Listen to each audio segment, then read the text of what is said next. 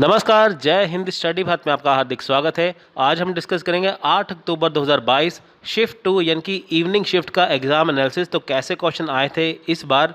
इसमें हम exam question के साथ साथ एक्सपेक्टेड क्वेश्चन भी डिस्कस करने वाले हैं। वीडियो स्टार्ट करने से पहले आपके लिए इंपॉर्टेंट अपडेट।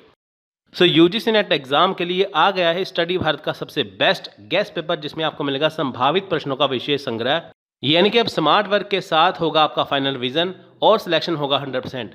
ये देखिए गेस्ट पेपर स्पेशली आपके लिए डिज़ाइन किया गया है हमारे टॉप एजुकेटर के द्वारा, जिसमें आपको most important question answer provide करवाए जाएंगे जो डेफिनेटली एग्जाम में आपके आएंगे। पेपर 1 के गेस्ट पेपर की कॉस्ट है ओनली 100 रुपीज़, जिसमें आपको 10 गेस्ट पेपर दिए जाएंगे आपके व्हाट्सएप पे PDF ग्रुप में। और पेपर 2 के गेस्ट पेपर की कॉस्ट है 100 रुपीज़। ये सब्जेक्ट यहाँ पे लिखे हैं, आप ये परचेज कर सकते हैं। तो इसके लिए आपको हमें इस नंबर पे कॉन्टैक्ट और व्हाट्सअप करना है। आपको लिखना है गेस्ट पेपर, आपको पूरी जानकारी मिल जाएगी। आप इसे डायरेक्टली इंस्टा मोजो से भी परचेज कर सकते हैं, लिंक आपको डिस्क्रिप्शन में मिल जाएगा। टीचिंग जो एप्टीट्यूड है उसमें टीचिंग लर्निंग मेथड्स आए थे, ठीक है, और आया था साथ में CBCS, ठीक है। फिर आया था research test, hypothesis, research type easy level था कॉम्प्रिहेंशन का, और कम्युनिकेशन में टाइप्स थे, फीचर थे। मैथमेटिकल में वही परसेंटेज, प्रॉफिट लॉस, डिस्टेंस। उसमें लॉजिकल रीजनिंग में फैलसिस, उपन्याय, साइलॉग्स, ठीक है। और साथ में DI भी इजी लेवल था। देखिए यहाँ पे क्या है कि DI में जो कैलकुलेशन वाले सवाल होते हैं तो आपको परसेंटेज एवरेज रेशियो करके जानी चाहिए। फुल फॉर्म थी ICT में, ठीक है। इंटरनेट था। इवनिंग में देखिए वही है। एनवायरमेंटल इशू थे, नेचुरल हज़ार्ड से पोल्यूशन था, और हायर एजुकेशन में नेशनल एजुकेशन पॉलिसी से क्वेश्चन आते हैं, स्कीम्स थी, ठीक है। तो ये था इसका टॉपिक्स। देखिए सबसे पहले क्वेश्चन डिस्कस करते हैं। देखिए what is the binary number for decimal number 9। तो ये क्वेश्चन आया था इवनिंग शिफ्ट में। दशमलव संख्या नौ हेतु द विचार संख्या क्या है, ठीक है। डेसिमल नंबर क्या है, 9 का बाइनरी नंबर, ठीक है। बाइनरी नंबर जो होता है आपको यहाँ से चूज़ करना था। Right answer option number D, ठीक है, 1001, ठीक है। ये इसका बाइनरी नंबर है, ठीक है। आप ऐसे देख सकते हैं इस बॉक्स में, ठीक है। बाइनरी नंबर कैसे निकालना है आपको ये पता है, तो उसके अकॉर्डिंग ये आंसर आ जाएगा, ठीक है। नेक्स्ट है डाटा कलेक्शन। अब देखिए डाटा कलेक्शन कैसे होता है। देखिए डाटा कलेक्शन होता है ऑब्जर्वेशन से। डाटा कलेक्शन के मेथड देखिए, interview, questionnaires, survey, observation, documents, focus group, oral history. ये क्या है, ये डाटा कलेक्शन के मेथड हैं। डाटा कलेक्शन किस में किया जाता है, रिसर्च एप्टीट्यूड में, ठीक है। नेक्स्ट है BRICS arrange highest to lowest SDGs, ठीक है। SDC में देखिए जो सस्टेनेबल डेवलपमेंट गोल है उसमें अरेंज करना था ब्रिक्स के अकॉर्डिंग, ठीक है। किसे सबसे फर्स्ट रैंक है, किसकी लोएस्ट हाईएस्ट से यहाँ से देखना था। तो यहाँ पे मैंने दे दी है, आप इसे खुद भी जाके चेक कर सकते हैं। Solar energy state rank 2021। देखिए राजस्थान सबसे ऊपर है, ये क्वेश्चन रिपीट हुआ था फिर, ठीक है, आप इसे चेक कर सकते हैं। देखिए 5वां क्वेश्चन है, in communication process when the sender and receiver interchange their role in respect of sending and receiving the message it is called. यानी कि संप्रेषण की प्रक्रिया में जब प्रदाता और अदाता संदेश भेजने और प्राप्त करने के संदर्भ में अपनी भूमिकाओं की अदला बदली करते हैं तो क्या कहलाता है। यानी कि देखिए 2 बंदे हैं, एक है संदेश भेजने वाला, एक है प्राप्त करने वाला। जब संदेश देने वाला संदेश देता है और प्राप्त करने वाला संदेश प्राप्त करता है तो भूमिका की अदला बदली होगी ना, एक ने संदेश दे दिया, एक ने संदेश ले लिया, तो क्या कहलाता है। तो इसका आंसर है ट्रांजैक्शनल मोड, यानी कि संव्यवहारात्मक प्रतिरूप, ठीक है। नेक्स्ट क्वेश्चन है, देखिए identify the correct sequence of continents in decreasing order of their yearly carbon dioxide emission at present. यानी कि देखिए वर्तमान समय में जो कार्बन डाइऑक्साइड सबसे अधिक उत्सर्जन करते हैं, ठीक है, हर एक साल में, उन्हें क्या करना है, डिक्रीजिंग ऑर्डर में लगाना है। डिक्रीजिंग ऑर्डर क्या है, सबसे पहले आएगा सबसे बड़े वाला, उसके बाद सबसे छोटे वाला, ठीक है। तो ये ऑप्शन थे ऐसे करके, उसका right answer option number A, ठीक है। यानी कि 2 4 3 1, यानी कि सबसे पहले आएगा एशिया, फिर आएगा नॉर्थ अमेरिका, फिर आएगा यूरोप, फिर आएगा अफ्रीका। ठीक है, ये क्वेश्चन रिपीट होने के फिर से चांसेस हैं, तो आप इसे अच्छे से करिए। सबसे ज़्यादा एशिया में देखिए कार्बन डाइऑक्साइड जो है वो एमिशन होती है, सबसे ज़्यादा उत्सर्जन यहीं से होती है, फिर नॉर्थ अमेरिका, यूरोप और अफ्रीका। सो देखिए मिलेनियम डेवलपमेंट गोल से फिर से क्वेश्चन आया है।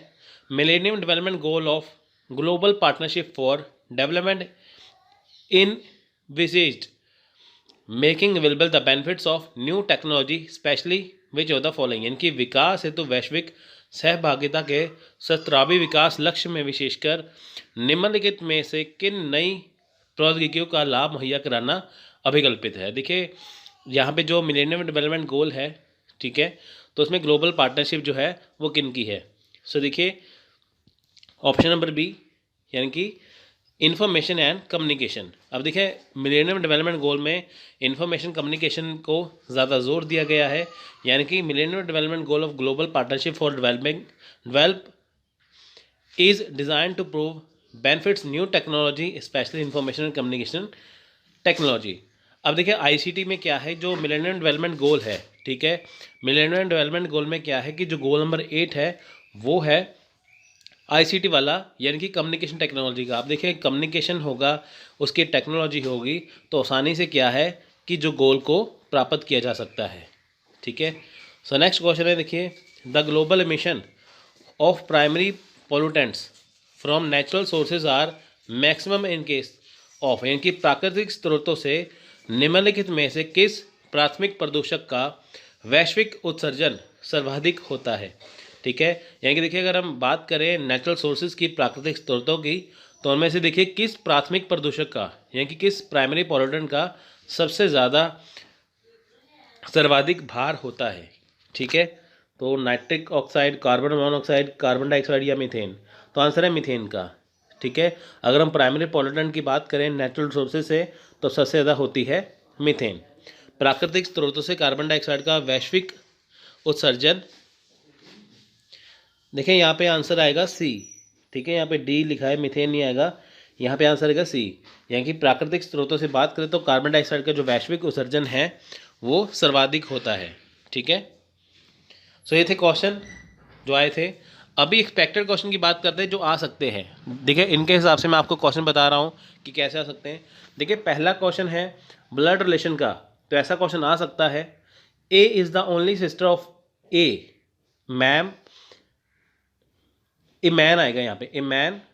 ठीक है, B and C is the maternal grandson of B's father, how is A related to C, यानी कि देखिए ए जो है वो क्या है, ठीक है, एक पुरुष है बी, उसकी एकमात्र बहन है ए, और बी के पिता का नाती सी है, और ए का सी से क्या संबंध है। तो देखिए ये कन्फ्यूज़न वाला क्वेश्चन होता है, तो इसका right answer option number C, यानी कि माँ। ठीक है, आप ये चित्र देख सकते हैं, फोटो देख सकते हैं, पिक्चर देख सकते हैं। यहाँ पे देखिए पुरुष को ऐसे किया है और महिला को 0 से किया है। सो आपको यहाँ पे देखिए पता चल जाएगा इसका। ठीक है, तो इसका आंसर आएगा सी। अगर ऐसे वाले क्वेश्चन आ जाए, आपको कंपैरिजन करना है, ये चित्र में यहाँ पे कंपैरिजन है। सो देखिए नेक्स्ट क्वेश्चन है, the modality of teaching has to be differentiate from training और instructing in terms of which of the following learning outcomes, यानी कि निम्नलिखित में से देखिए किन अधिगम परिणामों के संदर्भ में शिक्षा की पद्धति और प्रशिक्षण अथवा अनुदेशन में अंतर करना होगा। यानी कि देखिए हमें चुनना है जो शिक्षण की पद्धति है, ठीक है, वो, और प्रशिक्षण अथवा अनुदेशन, यानी कि हमें चुनना है टीचिंग में से ट्रेनिंग और इंस्ट्रक्टिंग। ठीक है, तो इनमें हमें अंतर करना है। ठीक है, वो किसके द्वारा होगा, वो होगा ए के द्वारा, यानी कि क्रिटिकल एंड क्रिएटिव थिंकिंग, यानी कि समालोचनात्मक और सृजनात्मक चिंतन के द्वारा, यानी कि क्रिटिकल एंड क्रिएटिव थिंकिंग के द्वारा। अब देखिए जो क्रिटिकल और क्रिएटिव थिंकिंग होगी इसके द्वारा हम जान पाएंगे कि जो ट्रेनिंग है, इंस्ट्रक्टिंग है, ठीक है, वो कैसे डिफ्रेंशिएट है, कैसे डिफरेंट है। ठीक है, अब देखिए in the context of critical and creative thinking the difference between training and instruction has to be made in the method of teaching. अब देखिए मेथड ऑफ टीचिंग में क्या है कि जब टीचर के द्वारा पढ़ाया जाता है, ठीक है, तो हम जो चीज़ पढ़ते हैं, पढ़ने के साथ हम समझते हैं, समझने के साथ हमारे अंदर क्या है, क्रिटिकल थिंकिंग आती है, क्रिएटिव थिंकिंग आती है। जब मान लीजिए आपने कोई चीज़ पढ़ ली, अब आपके सामने देखिए आपको उसको बताना है कि होता है ना क्वेश्चन कि जैसे आपको टीचर ने पढ़ा दिया, फिर आपको होता है कि आप इसे अपने शब्दों में लिखिए, आप अपने 150 शब्दों में लिखे, 200 शब्दों में लिखे, तो उससे क्या होता है कि आपके अंदर क्रिएटिव और क्रिटिकल थिंकिंग आती है, तो आप चीज़ों को सोच समझ के लिखते हैं, ठीक है वो चीज़। सो नेक्स्ट क्वेश्चन है आ सकता है, a researcher reports his her research finding to the research audience in such a way that his her personal views are necessarily getting spotted, this would involve issue related to, यानी कि एक अनुसंधानकर्ता शोध परिणामों को इस तरह प्रस्तुत करता है कि उसका व्यक्तिगत दृष्टिकोण अवश्यमेव संपुष्ट हो जाए। ऐसी दिशा में निम्नलिखित में कौन सा मुद्दा संबंधित होगा, यानी कि देखिए एक रिसर्चर है, अनुसंधानकर्ता, उसने जो शोध परिणाम है यानी कि जो रिसर्च जो रिपोर्ट है, ठीक है, वो प्रस्तुत की है, तो उसका दावा है कि वो सही है। तो ऐसी दिशा में कौन सा मुद्दा है, राइट आंसर है option number A, research ethics, यानी कि शोध नैतिकता। अब देखिए एथिक्स में क्या होता है कि चीज़ें गलत भी हो सकती हैं, चीज़ें सही भी हो सकती हैं, ठीक है।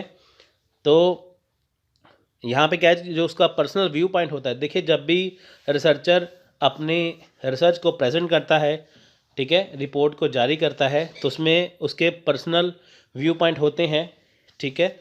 सो इस केस में जो रिसर्च एथिक्स से वो रिलेटेड होता है, ठीक है। आप किसी भी राइटर की कोई भी बुक देख लेंगे तो हर एक राइटर का अपना अपना नज़रिया है, ठीक है, वो चीज़। When the classroom communication is circular, the teacher encoder will be an, यानी कि जब कक्षा में संप्रेषण में चक्रियता होती है तो शिक्षा संकेतक क्या होगा। अब देखिए जब क्लासरूम कम्युनिकेशन है, देखिए क्लासरूम में कम्युनिकेशन दो व्यक्तियों के बीच में होगा, एक तो टीचर, एक है स्टूडेंट्स, ठीक है।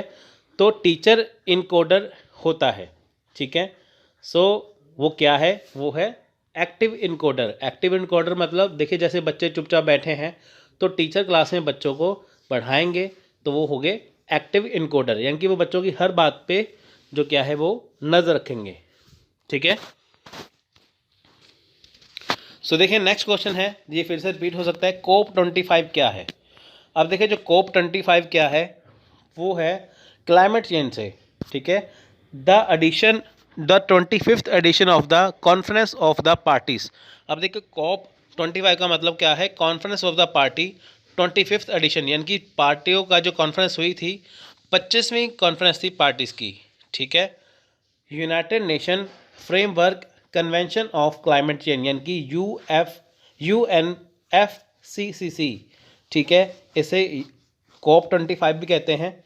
So has begun from December 2 in Madrid Spain, यानी कि देखिए स्पेन में 2 दिसंबर को कोप 25 की मीटिंग हुई थी, यानी कि UNFCCC, ठीक है। इसकी फुल फॉर्म यहाँ पे लिखी है, आपको इसकी फुल फॉर्म याद करनी ज़रूरी है, आ सकती हैं। ये पार्टी की कॉन्फ्रेंस थी, 25th एडिशन था, ठीक है। अगर इसका देखिए 26 कोप 26 आया तो मान लीजिए कि उनकी जो पार्टीज़ की जो मीटिंग है, वो कॉन्फ्रेंस है, वो 26वीं कॉन्फ्रेंस है, ठीक है। तो यहाँ पे 26 आ जाएगा, तो ऐसे ही बढ़ता जाएगा। 25th में 25th एडिशन है, 26 में 26 आ जाएगा, तो यहाँ पे चेंज होके कोप 26 हो जाएगा, ठीक है।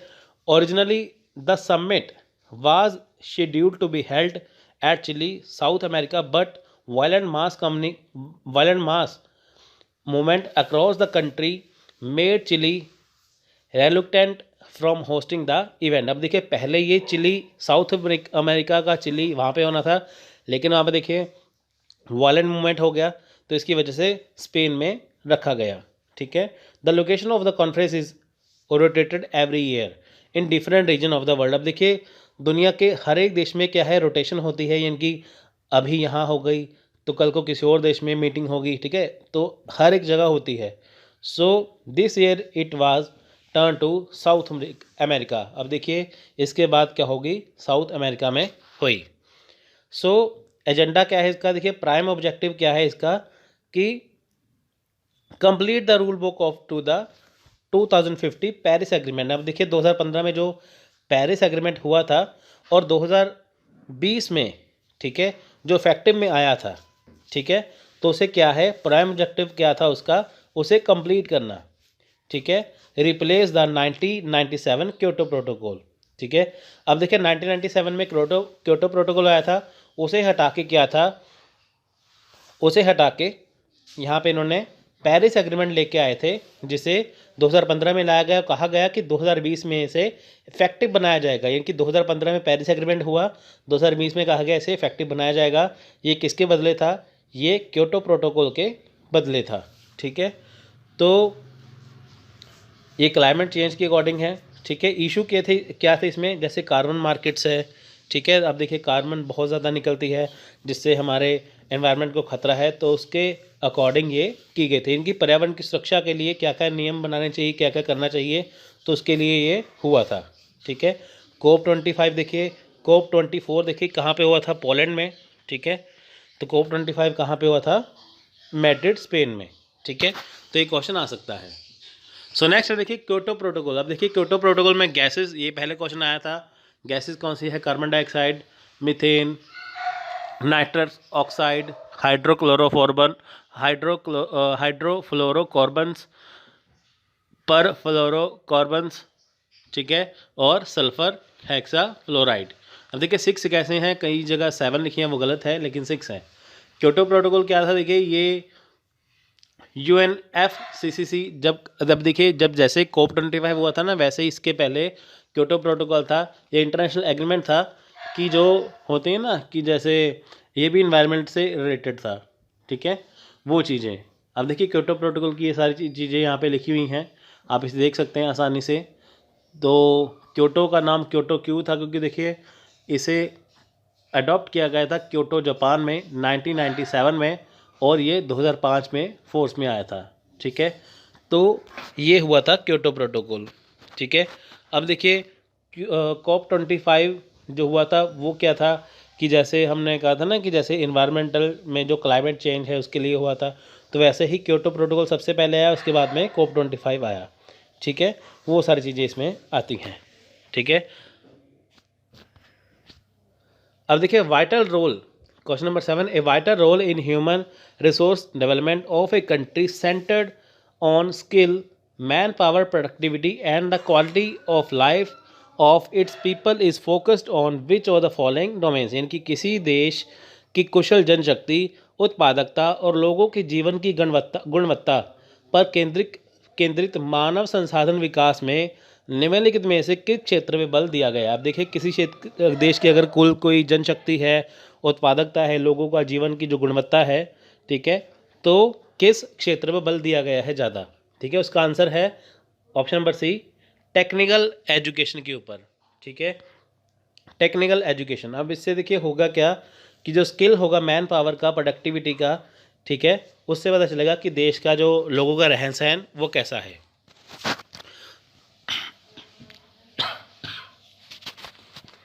सो नेक्स्ट क्वेश्चन देखिए, क्लाइमेट प्लेजेट देखिए नेक्स्ट क्वेश्चन है, climate plates under Paris agreement cover what fraction of green house gas emission reduction needed to limit the global warming below 2 degree Celsius.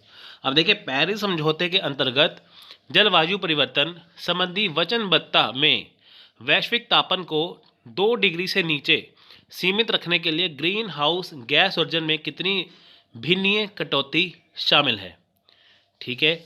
आप देखिए जो पेरिस समझौता हुआ था उसके अंतर्गत जो क्लाइमेट चेंज था, जो जलवायु परिवर्तन था, उसमें बताया गया था कि जो 2 डिग्री से नीचे ग्रीन हाउस गैस उत्सर्जन है उसमें कितनी कटौती शामिल है। तो आंसर है बी, 1/3 या 1/3 या 1/3, ठीक है, वो चीज़। तो ये क्वेश्चन देखिए आ सकता है, ऐसे ही क्वेश्चन एग्जाम में आ रहे हैं। So planets are big, therefore the atoms from planet which are made are big, this inference commit which kind of fallacy, यानी कि ग्रह बड़े होते हैं और जिन परमाणुओं से ग्रह का निर्माण होता है वे बड़े होते हैं। कहने का मतलब कि ग्रह बड़े हैं, वो बड़े क्यों हैं, क्योंकि जो परमाणु से बना है वो भी बड़े थे। तो इस प्रकार ये किस प्रकार की फैलेसी है, यह किस प्रकार की फैलेसी है, किस प्रकार का दोष है। तो राइट आंसर है option number B, fallacy of division, विभक्ति दोष, ठीक है। सो देखिए इसे विभक्ति दोष या विग्र दोष भी कहते हैं, ठीक है, आप इसे देख सकते हैं। सो लास्ट क्वेश्चन है question number 10, which of the following is true about the wireless networking. अब देखिए बेतार नेटवर्किंग के विषय में निम्नलिखित में से कौन सा सही है, ठीक है। अब देखिए ट्रू फॉल्स के क्वेश्चन भी आते हैं और वायरलेस नेटवर्किंग से क्वेश्चन भी पहले आ चुका है, तो आप इसे अच्छे से करिए। सो देखिए ऑप्शन है, it is easier to expand the network, यानी कि नेटवर्क को विस्तृत करना सरल है। Data is less secure than wired system, जो डाटा है हमारा वो तारिक प्रणाली की अपेक्षा कम सुरक्षित है। Reliability is more than wired, यानी कि तारिक प्रणाली से अधिक विश्वसनीयता है। फास्टर देन वायर्ड नेटवर्क, या तारिक प्रणाली की अपेक्षा अधिक तीव्र है। तो इसका राइट आंसर है ऑप्शन नंबर ए, यानी कि केवल ए और बी, आपको इनमें से चूज़ करना है, तो ऑप्शन नंबर ए और बी है, यानी कि it is easier to expand the network. अब देखिए नेटवर्क को एक्सपेंड करना आसान है। अब देखिए हर जगह पे क्या है, वायर नहीं जा सकती, लेकिन होता क्या है कि एक डिवाइस लगाया जाता है जो वायरलेस कनेक्टिविटी से है, तो उससे क्या होता है, इसे हर जगह पे बढ़ाया जा सकता है। So data is less secure than wired system. अब देखिए जो इसमें डाटा है वो वायर्ड सिस्टम से जो सिक्योर होता है लेकिन कम सिक्योर होता है, ठीक है, वो चीज़। सो ये थे क्वेश्चन, आई होप आपको ये समझ में आए होंगे और आपको ये अच्छी तरह से आपने समझा होगा। सो यही एग्ज़ाम में क्वेश्चन देखिए आ सकते हैं।